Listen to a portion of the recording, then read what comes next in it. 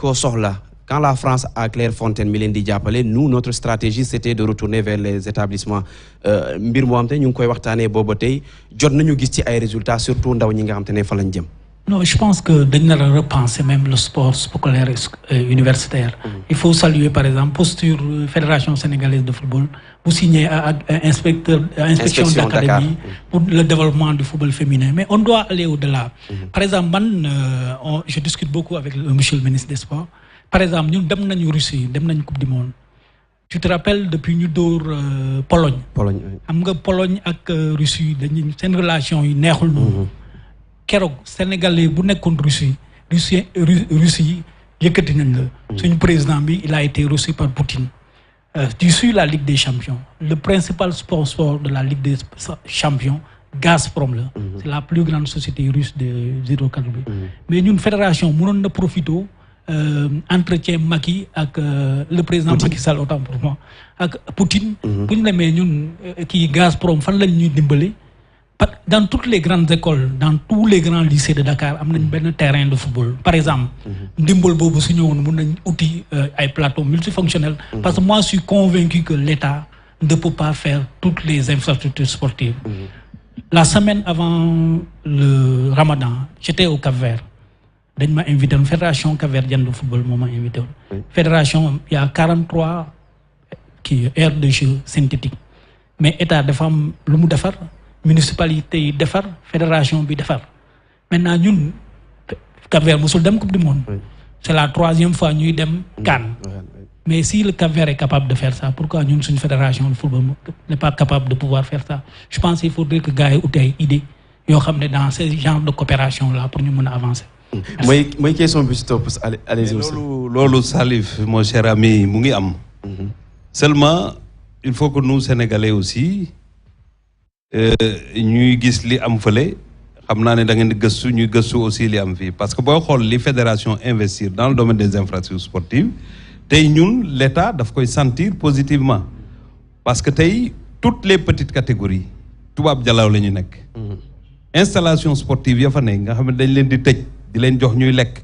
gérer leen gerew a ngi fi loolu mën nañ ne kaaf mais quand même la fédération est en train de faire des efforts am na temps yoo xamante ne kenn xalaatu sax benn terrain synthétique ñu di ko def mu jóge ci fédération lu bëri commencé na boo demee dans les collectivités territoriales am na parce que c'est des le sport est une compétence transférée tey yaa ngi dégg maires yi di signer ay conventions avec des agences ak yooyu ñu leen di tabaxal ay stades ak ay plateaux multifonctionnels le rythme il est là le Cap-Vert xam nga dëkk la réew comme Sénégal mais Sénégal moo ko ëppi soxla parce que moo ko ëppi nit fi suñu sport toll ñoom tam seen sport toll fa donc fédération boobu mën na am pexe yu mel noonu mais bi ñu demee Russie souligné nga ko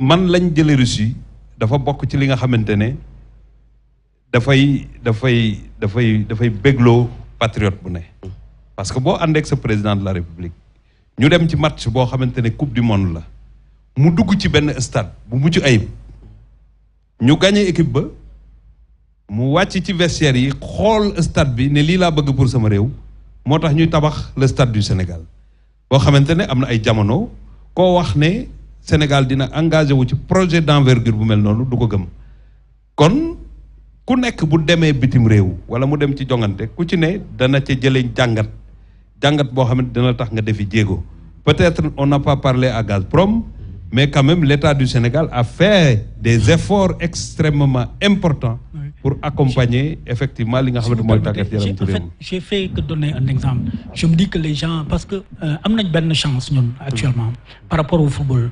Je prends un pays qui s'appelle la Jamaïque avec Usain Bolt. Jamaïque Bob Marley la ñu xam ci musique bi après Usain Bolt. Usain Bolt ci diggandundam Mbaye Jacques mu ngi fii sa conseiller dafa yokk moom rek dafa yokk 1% comme Jamaïque moom rek moom rek benn nit mu yokk ñun aujourd'hui ñu jël suñu équipe nationale football bi am nga gardien Chelsea bi c'est l'un des meilleurs gardiens Edouard nga jël défenseur central Kalidou Koulibaly c'est l'un des meilleurs défenseurs centraux du monde waxuma la sax kii du monde nga jël loolu Idrissa Gana Gueye tey kuy milieu défensif monde Mané tu as vu donc tu as une colonne vertébrale de niveau mondial pour man mun nañu génn tirer bénéfice si loolu. Je pense qu'il faut que les gens travaillent dans ce sens-là. Parce que pour moi, dañuy jouer tubaab lu muy wax on joue petit bras. Or on a les moyens de jouer grand bras. Avec ce qu'on a. xam nga gagner effectivement xam nga gagner ça se décrète pas. Football mooy sport boo xam ne mun nga am équipe bu gën. te doo gagner. xam nga yàlla bon gagner yàlla rek moo koy joxe. mais am nañu ay joueurs yoo xam ne mun nañu tirer ay bénéfices defar waxuma la sax suñu football mais suñu sport yëpp. moment boobu lañ toll Jamaïque profité na def na ko ñun nag dañ si profité defal ko. Égypte bi ñu soriwul dara profité na ci ak Mohamed Salah. xam nga Salif on dit la même chose nit bu ñu la joxee produit yow yaa koy valoriser tey l'équipe nationale du Sénégal amul ku bëgg la def produit am ci wetu équipe nationale. moo tax c'est un appel bu ñuy peut-être lancer aux dirigeants du football.